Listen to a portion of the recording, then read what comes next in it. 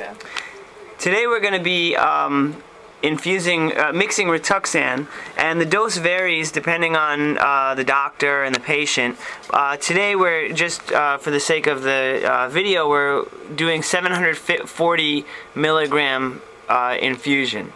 So you were saying?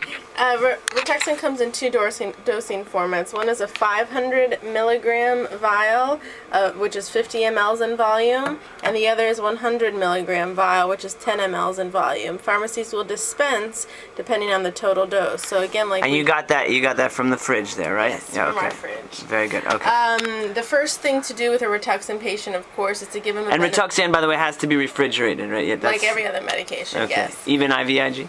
Yes. Okay. It should be. And the first thing to do with a Rituxan patient is to, before you mix the medication, give them the Benadryl and 2 Tylenols for anaphylactic prophylaxis. Since our total dose is 740, the pharmacies... and our hospital policy, by the way, is to give the first infusion in-house under, while they're admitted, in case of that anaphylactic consequence. Okay? The first thing, as we said, our total dose is going to be 740 milligrams. So the pharmacy has dispensed the total of 5, 6, 7, 800 milligrams. So we're wasting 60. So we're wasting 60 milligrams, which in essence is 6 mLs out of your cc, out of your syringe. Okay. So the first thing you're going to do... And a whole bunch of money. The first thing you're going to do is to get a bag of normal saline. So you have your regular 250 ml bag of normal saline. Oh, fantastic. You're going to open the bag just for standard procedure. And if sometimes the plastic tab doesn't work, you can just cut open the top. Alright. These are the infusion bloopers. Okay, go ahead. And you're going to hang it on your trusty bag hanger. Okay. Again, you have one port that you're going to spike with the tubing, another which you inject into or withdraw out of. Right. You're going to get a syringe from your syringe drawer. I'm going to use a 30 ml syringe. Open it like so. Each is sterile and wrapped. Okay. And you're going to get your largest 16 gauge needle to attach to the top of your 30 ml syringe to make... Right, her largest bore needle, which is 16 gauge. Okay, yeah. To make this process a little quicker. Yes. This can go in the regular garbage. It's just plastic. Fine. And so since you're going to be, since 740 mLs, 740 milligrams is 74 mLs. You need to withdraw. So meaning the concentration is 1 milligram per ml, or what's the what's the 10 milligrams per ml. 10 milligram per ml. Okay. Yeah, here we go. Sorry, it's not focusing, but 10 milligram per ml is there. Okay. Rituxan needs, the final concentration of Rituxan per the prescribing information in the package insert states that Rituxan needs to be diluted to a final concentration of anywhere from 1 to 4 milligrams per ml. So, to infuse 740 milligrams, I am choosing to dilute that in 200 mLs of normal saline. So 740 divided by 250 is what? It's actually going to be 740 divided by 274. Oh, fine, because you're taking the exact amount of volume out. I'm going to take 50 out.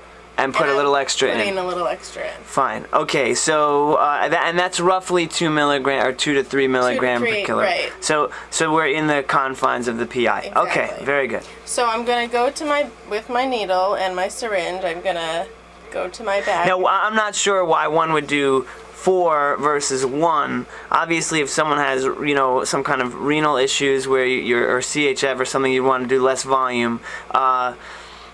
but otherwise it just takes longer because the rate of infusion is not concentration dependent. It's just given a standard rate that you do. So the more volume you use, the longer they're going to be in the office. Okay. So I'm going to go to my bag with my syringe, and I'm going to again inject through or withdraw, put my needle in. It should go in easily.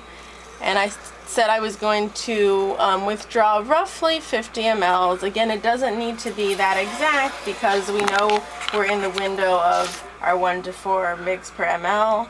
That was 30. I'm going to inject. I'm going to withdraw roughly another 20. And now I'm ready to add back to the bag. You pop your top off like so. This is our 500 milligram vial, and we know that we want to inject all of it. 500 milligrams again is going to be 50 ml, so I know I'm going to have almost 2 full syringes. Do we know how much one of these suckers cost that you're handling here like this? No, okay. I don't. Definitely in the order of thousands of dollars. You're injecting. And you're not shaking or anything? No, you do not shake. Wow. No, I'm talking about your hand because it's so expensive. No. Okay. You just can't think about it. Okay. You're gonna withdraw the end, and the way. Now, what do you do about the bubbles?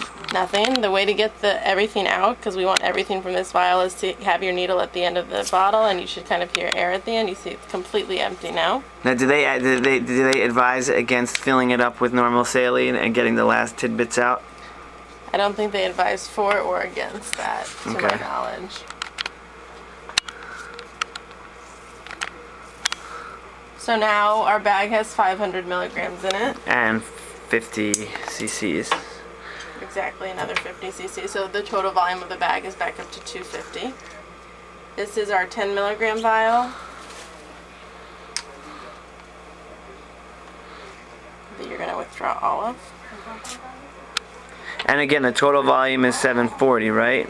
So now you just have 600 here. You have 600. I'm going. So you're going to do 0.4 cc's of the last vial is the trick here. Not 0.4 cc's. I mean 4 cc's rather. 4 cc's.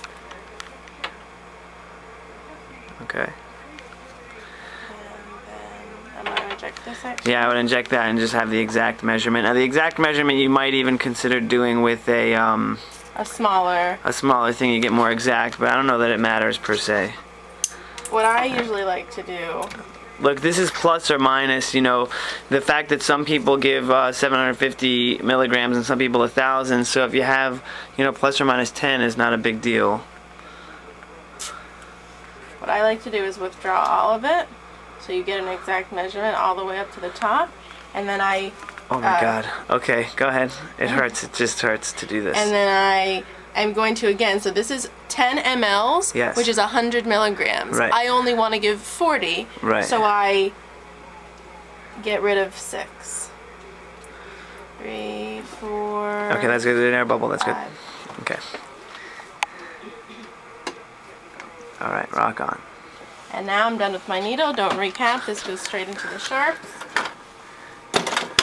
Fantastic. And then I get my spike. Again, this is a normal, our standard tubing system that we use. Filtered or unfiltered? For infusions, no filter. Okay. And again, since we're spiking a plastic flexible bag, yes, our filter is going to stay closed. Filter? I'm sorry, my vent is going to stay closed. Okay, fine. The only situation in which you'd open it was when you're spiking a rigid container such as IVIG. Again, I withdrew the blue. Yes. I'm going to hold this steady with my fingers. Yeah, were you a farmer in your former life? It looks like milking a cow. Okay. And you see this, the fluid is flowing into the chamber. Yes, and I'm going to wait. It's almost at the end now. It's dripping out. I'm going to lock it with my blue tab. And now you're ready to go. Okay, fantastic. And then hanging it is the same as the Remicade video, right? It's the same. And for good measure, I'm going to write the patient's initials on the bag. And I'm going to write what we're giving her. Fine. Okay, that's all she wrote. Very good. Thank you.